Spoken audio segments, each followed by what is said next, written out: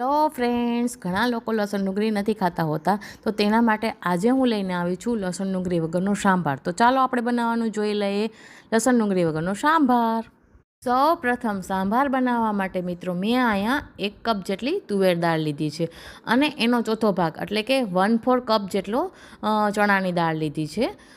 તમે અહીંયા નકરી તુવેર દાળની કરી શકો છો અને નકરી ચણાની દાળની પણ સાંભાર બનાવી શકો છો. હવે આપણે આ દાળને 2 પાણીએ સારી રીતે વોશ કરી દેવાના છે અને પછી એને સાઈડમાં રાખી દેવાનું છે.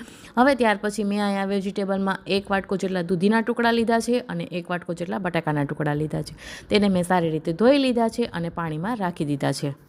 હવે મેં અહીંયા ઇન્ડક્શન ઉપર કુકર મૂકી દીધું છે અને કુકરમાં પાણી ઉમેરી દીધું છે. પાણી ગરમ થઈ ગયું છે એટલે હવે આપણે પહેલાં તો દાળ ઉમેરી દેવાની છે. તો તમે જુઓ, મેં અહીંયા બધી દાળ ઉમેરી દઉં છું.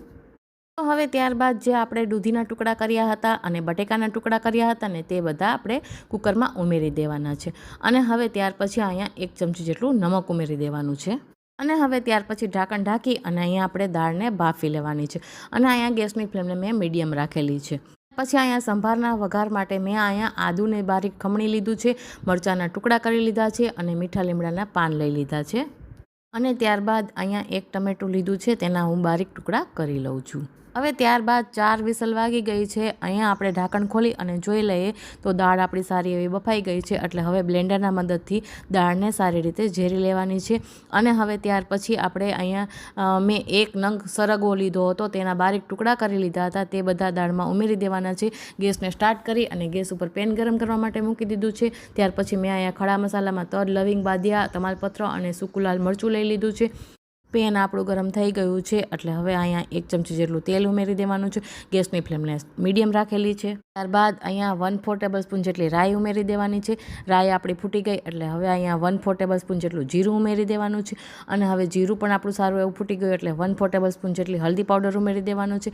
ત્યાર પછી જે ખડા મસાલા લીધા હતા તે બધા તેલમાં ઉમેરી દેવાના છે. ત્યાર પછી અહીંયા આદુ, મરચાં અને મીઠા લીમડાના પાન લીધા હતા તે ઉમેરી દેવાના છે. પછી 1 નંગ ટમેટાના ટુકડા કરેલા હતા તે ઉમેરી અને સારી રીતે મિક્સ કરી દેવાના છે અને એને 2 મિનિટ સુધી કૂક કરવાના છે. હવે 1 મિનિટ જેટલો સમય વીતી ગયો છે એટલે મેં અહીંયા 1 ચમચી જેટલું લાલ મરચું પાવડર ઉમેરી દીધો છે. હવે તેને પણ આપણે સારી રીતે મિક્સ કરી દેવાનું છે. હવે 2 મિનિટ જેટલો સમય વીતી ગયો છે એટલે હવે આપણે બધી દાળને ઉમેરી દેવાની છે. અને ત્યાર પછી સ્વાદ પ્રમાણે લીંબુ અને ખાંડ ઉમેરી અને દાળને સારી એવી ઉકળવા દેવાની છે. સરગવો આપણો સારો એવો કૂક ન થઈ જાય ત્યાં સુધી આપણે દાળને ઉકાળવાની છે. તો મિત્રો, તૈયાર થઈ ગયો છે આપણો લસણ ડુંગળી વગરનો સાંભાર. તમે પણ એકવાર ચોક્કસથી ટ્રાય કરજો અને મને કોમેન્ટમાં જણાવજો કે તમને કેવી લાગી મારી રેસીપી.